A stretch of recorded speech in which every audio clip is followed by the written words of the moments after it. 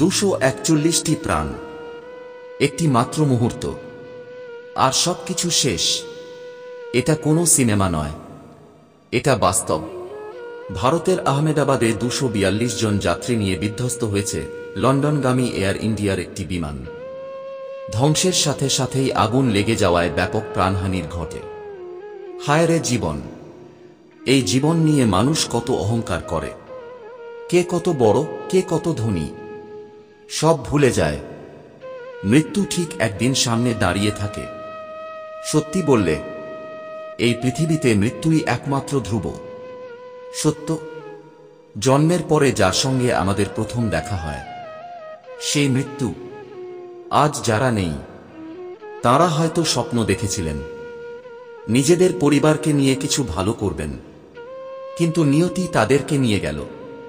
ওম দিবেন লোকানো সৌগচ্ছতু। তাদের আত্মা যেন শান্তি ও মুক্তি লাভ করে। ওহে ঈশ্বর, তুমি তাদের আত্মাকে আলো দিও, শান্তি দিও।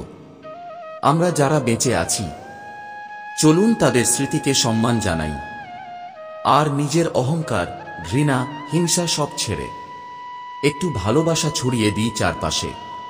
কারণ এই জীবন ক্ষণস্থায়ী। জীবন যখন আছে, ভালোবাসা ছড়িয়ে দাও, আর মৃত্যুর আগে মানুষের মতো বাঁচো। শ্রদ্ধাঞ্জলি সকল নিহত যাত্রীদের প্রতি। ওম শান্তি শান্তি শান্তি। সৌজন্য সনাতন ধর্ম এসটি, ফেসবুক পেজ, চট্টগ্রাম।